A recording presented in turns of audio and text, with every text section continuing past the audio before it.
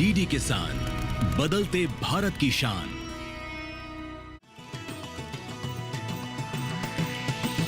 DD किसान, बदलते भारत की शान।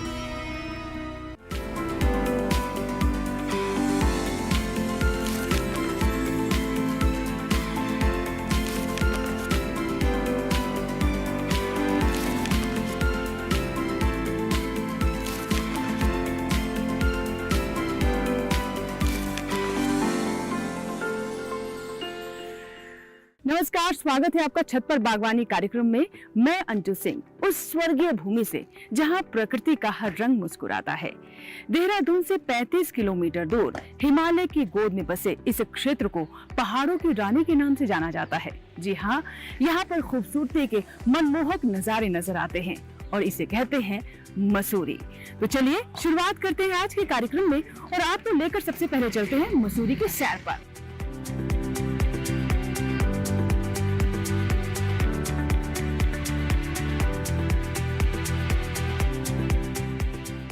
देहरादून से 35 किलोमीटर की दूरी पर स्थित गांव क्यारकुली भट्टा ये वो जगह है जहां लोग बार बार आना पसंद करते हैं।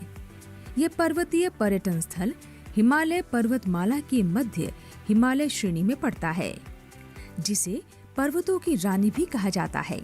जी हाँ, हम बात कर रहे हैं मसूरी की। बिना किसी देरी के आपको मिलवाते हैं एक ऐसे पर्यावरणविद से जो पिछले कई सालों से मसूरी समेत आसपास के कई इलाकों में प्रकृति को बचाने की हर पुरजोर कोशिश कर रहे हैं। ये पिछले कई सालों से पहाड़ों और आसपास के इलाकों में पौधों, वृक्षों के रोपण और उनकी देखभाल का काम कर रहे हैं। आइए प्रोफेसर पुष्पेंद्र से समझते हैं कि पर्यावरण और प्रकृति के तालमेल को बैलेंस कैसे रख सकते हैं। जैसा कि आप जानते हैं कि हमारे कार्यक्रम का नाम है छत पर बागवानी, और इस दुनिया की जो छत है वो है तिब्बत। और तिब्बत बहुत लंबे समय तक भारत का हिस्सा रहा, अब अलग है, वो एक अलग बात है। लेकिन अब आया हमारा दिल्ली, तो दिल्ली की जो निकटतम छत है वो हम मान सकते हैं वो है मसूरी, जो पर्वतों की रानी है।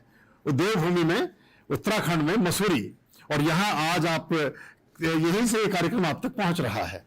तो हम छत माने हमारा संरक्षण, छत माने हमारी सुरक्षा, छत माने हमारी संरक्षा, छत माने हमारा संवर्धन, और छत माने हमारी जीवन में सभी तरह के भय से मुक्ति। और अगर वो भयपूर्ण मुक्ति, अगर वो संरक्षण, अगर वो सुरक्षा जीवन में प्रकृति प्रदत्त हो या प्रकृति के साथ समायोजित हो या प्रकृति के साथ संबद्ध हो, तो उसके मायने कई गुना बढ़ जाते हैं। अभी हम बहुत बार समाचार देखने को मिलता है कि दिल्ली में वायु प्रदूषण बहुत हो गया है, इंडेक्स इतना बढ़ गया है, वहां प्राणवायु की कमी है। वायु तो है, दोनों चीजों में फर्क है, एक वायु, दूसरी प्राणवायु। प्राणवायु मिलती है पौधों से, लेकिन वायु मिल सकती है सिलेंडर से भी। सिलेंडर में से मिली हुई वायु आपको जीवित रख सकती है, लेकिन प्रकृति से मिली हुई जो प्राणवायु है वो आपके जीवन को स्वस्थ बनाती है, निरोगी बनाती है, आपके लिए आरोग्य का कारक बनती है। मसूरी चूंकि ठंडा क्षेत्र है, और कभी भी यहाँ इस वर्ष थोड़ा सा टेम्परेचर जरूर ज्यादा हुआ, लेकिन पिछले वर्षों में 20 डिग्री से ज्यादा कभी नहीं होता, तो यहाँ बहुत सारे प्लांट भी नहीं होते प्राय। लेकिन यहाँ हमने जैसे त्रिवेणी है, त्रिवेणी में पीपल आता है, त्रिवेणी में वटवृक्ष यानी कि बैनियन ट्री जिसको हम बड़ बोलते हैं वो आता है, और त्रिवेणी में नीम आता है। तीनों पौधे ये यहाँ रखे हैं, ये नीम है, वो वटवृक्ष है, ये पीपल है, और तीनों ही चल रहे हैं 8 वर्षों से, निरंतर बढ़ रहे हैं। हमें पहले इनके तापमान के संतुलन के बारे में कम जानकारी थी, पौधा जैसे आता था गमले में लगा हुआ, उसको हम धरती में लगा देते थे तो ठंड से मर जाता था।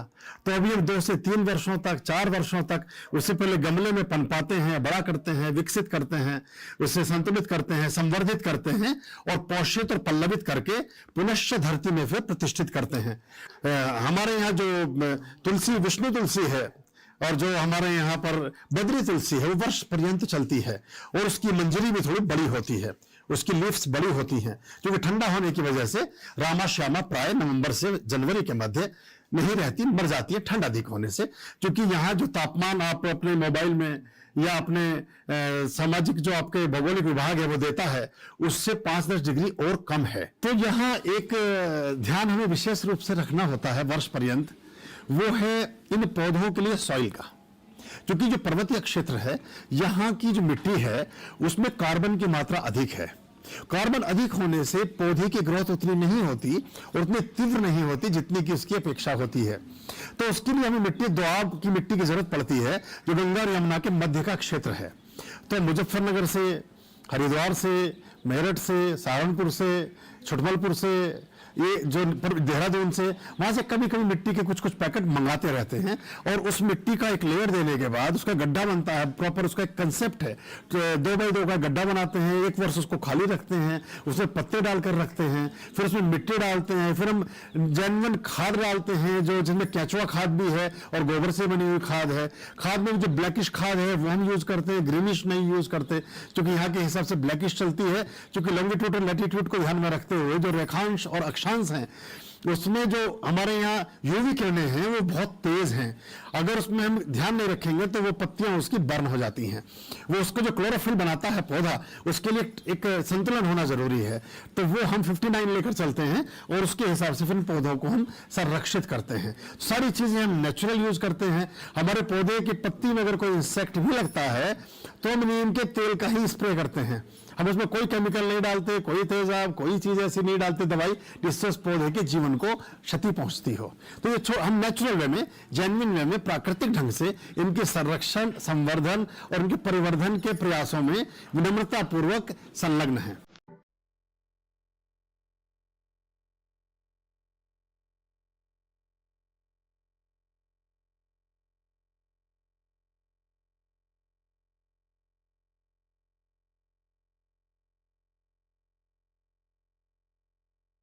यहाँ लेंगे छोटा सा ब्रेक, कहीं मत जाएगा, देखते हैं छत पर बागवानी।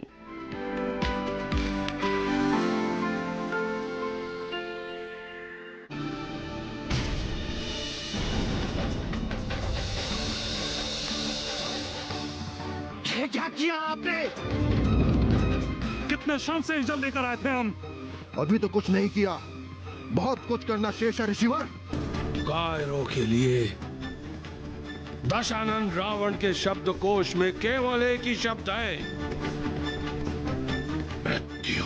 इस विशाल समुद्र को हमारी सेना कैसे पार कर पाएगी? वानरों के लिए समुद्र पार करना असंभव है। तो क्या हम यूं ही समुद्र तट पर बैठे रहेंगे?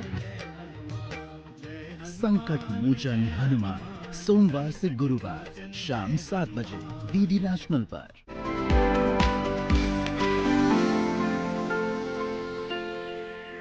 ब्रेक के बाद एक बार फिर आपका स्वागत है। आप देख रहे हैं छत पर बागवानी मसूरी से। आइए प्रोफेसर पुष्पेंद्र जी से समझते हैं कि पर्यावरण और प्रकृति में तालमेल कैसे बिठाया जाए, जिसका जीवंत उदाहरण होती है ये मिट्टी, जिसे हम बागवानी की आत्मा और जान भी कह सकते हैं। आइए जानते हैं।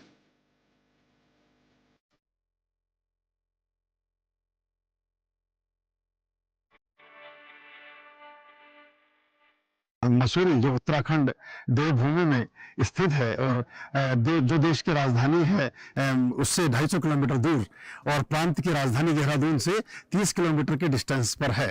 तो ये हिमालयन वैली है, हिमालयन क्षेत्र है और यहाँ मैक्सिमम टेम्परेचर जून में, जब हम दिल्ली में और बाकी शहरों में 45 और 50 को टच करने लगे हैं, यहाँ तब भी 20-22 मैक्सिमम 25 साल हुआ है, वरना इतना कभी होता नहीं था। तो इसमें वैसे तो अच्छा है, प्लेजेंट है, अच्छा सुंदर लगता है, आत्मीय है, मन को और शरीर को सुहाता है। लेकिन पेड़ों के लिए, बहुत सारे पौधों के लिए, बहुत सारी वनस्पतियों के लिए ये मृत्यु का द्योतक है। क्योंकि पौधों को एक क्लोरोफिल बनाने के लिए पर्टिकुलर ऊष्मा चाहिए, उनको धूप चाहिए, और वो धूप के साथ साथ उनको तापमान चाहिए। उसी तापमान में वो विकसित हो सकते हैं, संवर्धित हो सकते हैं, पुष्पित हो सकते हैं, पल्लवित हो सकते हैं, जिंदा रह सकते हैं। तो हमने इस पर काम किया। शुरू वर्ष में 10 साल पहले में आइडिया नहीं था, कुछ पौधे आए, सीधे हमने धरती में लगाए, वो मर गए। तो हमें पता चला कि हमने कुछ गड़बड़ कर दी। फिर हमने कुछ विशेषज्ञों से वार्ता की, कुछ कृषि के जो एक्सपर्ट्स हैं, प्रोफेसर हैं, उनसे बातचीत की। तो पता चला कि 4 प्रकार की मुख्य मिट्टी है और चारों प्रकार की मिट्टी के अलग अलग तत्व हैं। दोगट है, जलीय है, और आपका बालू है, और रेतीली, कई 4-5 तरह की मिट्टियों के मुख्य प्रकार हैं। उनमें जो सबसे अच्छी मिट्टी पौधों के लिए, कृषि के लिए होती है, वो मिट्टी होती है हमारी जो तालाबों के तलछट से बनती है, जो नालों के तलछट से बनती है, जो थोड़ी सी भुरभुरी और जिसमें मिट्टियों के विभिन्न अवयवों का मिश्रण होता है। क्योंकि जब कोई पौधा चलता है, कुछ पौधों को छोड़कर, जैसे बांज को छोड़ दें, पत्थर चटे को छोड़ दें, या स्थानीय कुछ पौधों को छोड़ दें, तो पौधों को 45% अनकार्बनिक एलिमेंट चाहिए होता है, 25% उसमें पानी होना चाहिए, और 25% वायु होनी चाहिए, और 5% उसमें कार्बनिक एलिमेंट्स होने चाहिए। तब वो जलवायु के अनुसार वो पौधा, कृषि की अपेक्षाओं के अनुसार, खेती के अकॉर्डिंग वो खेती हो सकती है, वो पौधा, वो जड़ी बूटी, वो वृक्ष पनप सकता है। तो हमने संतुलन को बनाना प्रारंभ किया। यहाँ की जो मूल मिट्टी है, जहाँ हम अवस्थित हैं इस लॉन्गिट्यूड लैटिट्यूड में, मसूरी में, वो है 90% कार्बनिक। ये है वो 90% कार्बनिक मिट्टी। इसमें कार्बन अधिक होने से, कोयला अधिक होने से, इसमें पथरीली मिट्टी होने से उर्वरक क्षमता कम है, तो सारे पौधे इसमें नहीं हो सकते हैं। दूसरी मिट्टी होती है जिस मिट्टी को हम द्वयम दर्जे की बोलते हैं, वो मिट्टी ये है। इसमें मिट्टी तो है, लेकिन कार्बन होने से और कैल्शियम होने से, अधिक मात्रा होने से, ये भी पौधे की जड़ों को पनपने नहीं देती और उसमें पौधे मर जाते हैं।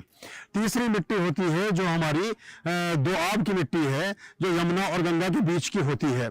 ये मिट्टी भी बहुत उर्वरक है, बहुत उपजाऊ है।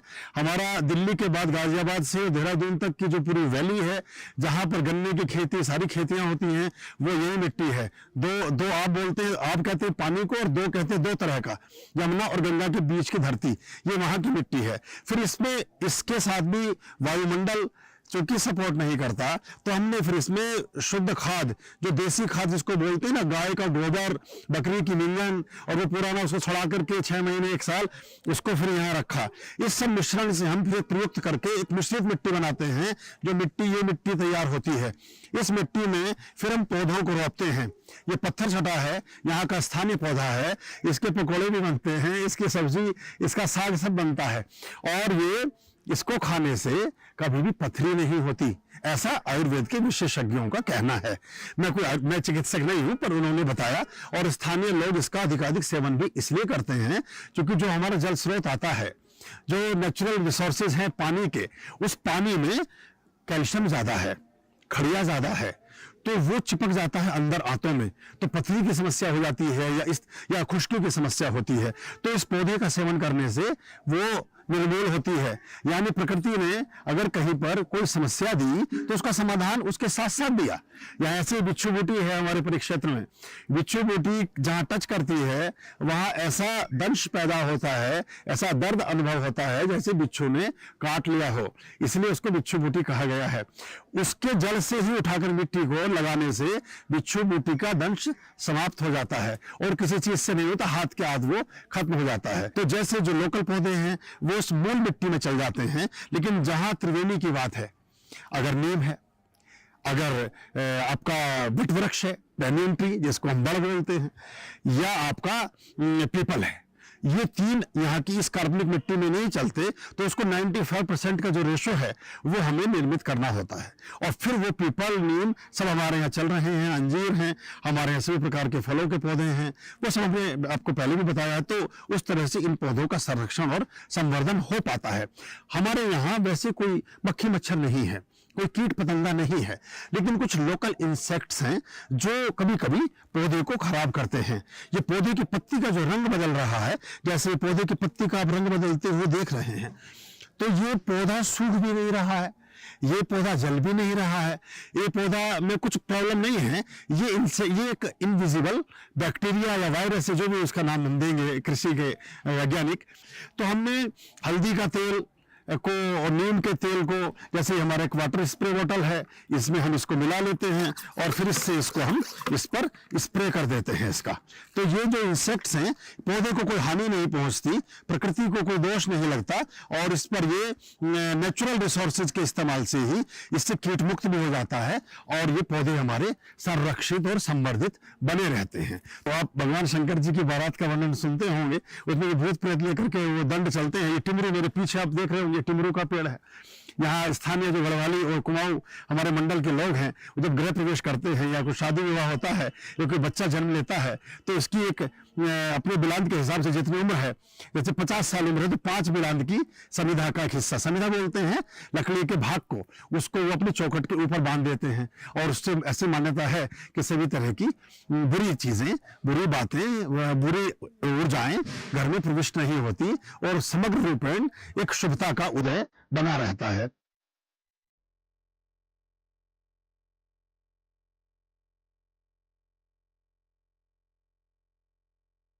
दोस्तों, ये थी प्रकृति और हरियाली से भरी एक छोटी सी झलक। फिलहाल वक्त है एक छोटी सी ब्रेक का, लेकिन ब्रेक के बाद जब वापस आएंगे तो हम आपको कुछ और ऐसी बातें बताएंगे जिससे आप भी अपने टेरेस को प्रकृति के तमाम रंगों से सजा पाएंगे। कहीं मत जाइएगा, देखते रहें छत पर बागवानी।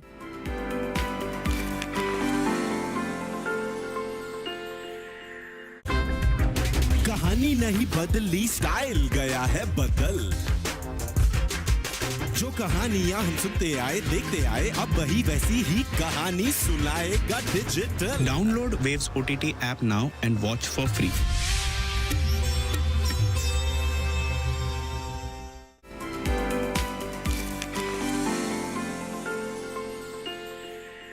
ब्रेक के बाद एक बार फिर आपका स्वागत है। आप देख रहे हैं छत पर बागवानी मसूरी से।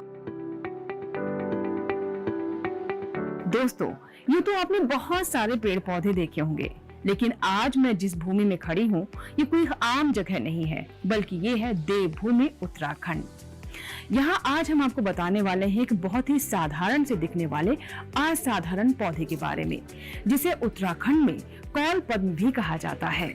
और इसकी खासियत ये है कि इसका वर्णन हमारे वेदों में भी है। जी हाँ, हम बात कर रहे हैं ब्रह्म कमल के बारे में।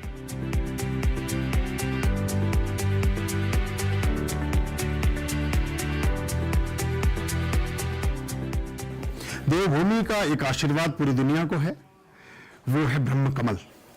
जैसे कि इसके नाम से पता चलता है, ब्रह्म कहते हैं गॉडेस ऊर्जा को, परमात्मा को, ईश्वरीय सत्ता को, ईश्वरीय आधान को, और कमल यानी एक पुष्प की प्रजाति का नाम। तो यह है ब्रह्म कमल।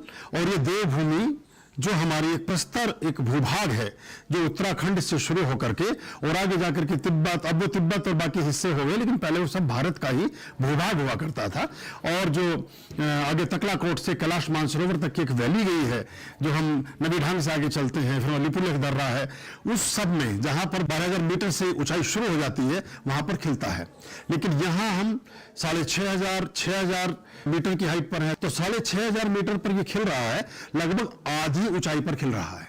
यानी कि इससे दोगुनी ऊंचाई का तात्पर्य और कुछ भी नहीं, ऊंचाई का मतलब है तापमान से, ऊंचाई का मतलब है उस प्राकृतिक अवयव से जो उस प्रकृति की सहोदर है, जो इस प्रकृति को खिलने में, इसे बढ़ने में, इसके पनपने में, इसके विकास में सहायक और सहयोगी हो सकती है। तो यहाँ एक ये कोई मेरे पास एक व्यक्ति 8 साल पहले आया, उसने कहा ब्रह्म कमल की पौध मुझे मिली है, मैं हिमालय में कहीं गया था ऊपर, उत्तरकाशी से आगे केदारनाथ, जो जहाँ बाड़ा आता है और चौपता है, जहाँ हमारा त्रियुगी नारायण मंदिर है, जहाँ भगवान शिव पार्वती के विवाह का उल्लेख आता है, वहां से मैं कुछ पौध लाया हूं ब्रह्म कमल की। तो हमने उससे कहा कि ये तो यहां हो नहीं सकेगा। वो बोला कि मुझे भी ये लगता है कि नहीं हो पाएगा, लेकिन फिर भी गुरुजी मैं तो ले आया हूं, तो आप लगा लो। तो हमने ऐसे एक्सपेरिमेंटल बतौर इस पौधे को, ये वही पौधा है, इसकी उम्र उस समय जो रही होगी, लेकिन अभी 8 वर्ष से हमारे साथ है। इसकी विशेषता ये है कि ये पुष्प, सारे पुष्प दुनिया में 2 लाख पुष्पों की प्रजातियां बताई जाती हैं पूरे विश्व में, 190 देशों में। उनमें 2 लाख में से लगभग 1 लाख पुष्प, 1.5 लाख पुष्प भारत में भी हैं।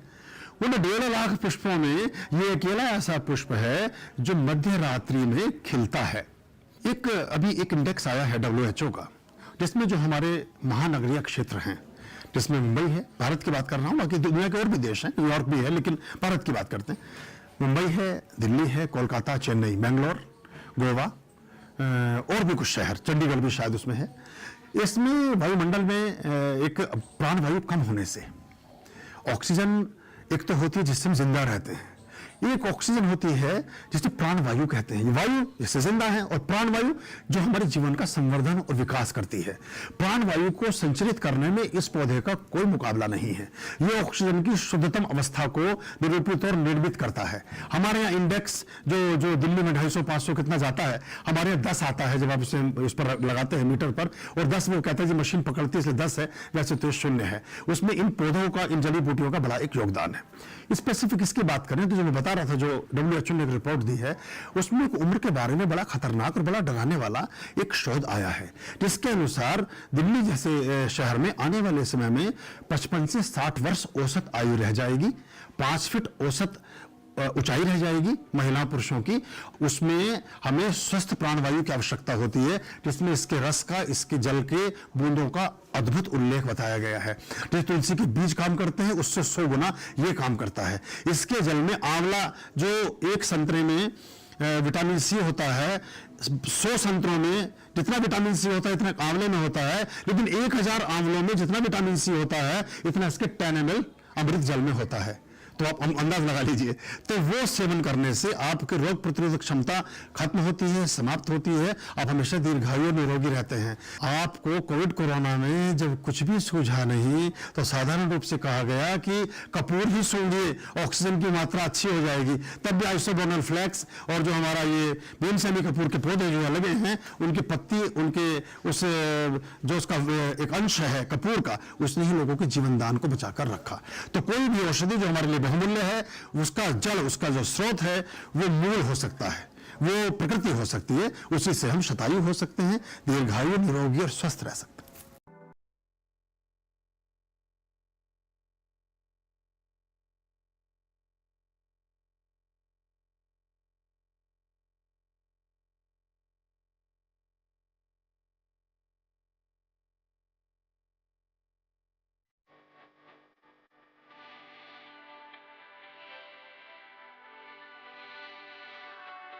ये था इस बार का छत पर बागवानी। ऐसी रोचक जानकारियां हम आप तक पहुंचाते रहेंगे। और अब समय हो गया है गार्डनिंग क्विज का, जिसमें पिछले सप्ताह हमने आपसे पूछा था, वायु प्रदूषण को नियंत्रित करने के लिए सार्वजनिक परिवहन विकल्प क्या है? और इसका सही जवाब क्या है?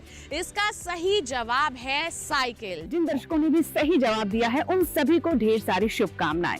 आइए अब नजर डालते हैं इस सप्ताह के गार्डनिंग क्विज पर, जो की है राष्ट्रीय बागवानी मिशन की शुरुआत किस साल में हुई थी। इसके लिए है 4 ऑप्शन। पहला ऑप्शन है साल 2001 से साल 2002, ऑप्शन बी है साल 2005 से 2006, ऑप्शन सी है साल 2007 से 2008 और ऑप्शन डी है साल 2010 से साल 2011। इस बार के गार्डनिंग क्विज का जवाब आप हमें भेज सकते हैं, ईमेल कर सकते हैं, हमें पत्र लिख सकते हैं, या फिर YouTube के माध्यम से भी अपना जवाब हम तक पहुंचा सकते हैं। आप ईमेल कर सकते हैं, हमारा ईमेल आईडी है chatparbagbani@gmail.com। पत्र लिखने के लिए हमारा पता नोट कर लें, छत पर बागवानी, कमरा नंबर 28, CPC, दूरदर्शन, खेलगांव, नई दिल्ली 110049। आप इस QR कोड को स्कैन करके हमारे YouTube चैनल से भी जुड़ सकते हैं और कमेंट सेक्शन में आप सही जवाब लिख सकते हैं, जो कि हम तक पहुंच जाएगा। तो ये था हमारा मसूरी का सफर। हमें पूरी उम्मीद है कि आज के शो को देखने के बाद आप भी प्रकृति को और क्लोज महसूस कर पाएंगे, उससे अपने जुड़ाव को और मजबूत करने का प्रयास भी करेंगे। फिर होगी आपसे मुलाकात छत पर बागवानी के अगले अंक में। तब तक आप बने रहें दूरदर्शन किसान के साथ। नमस्कार।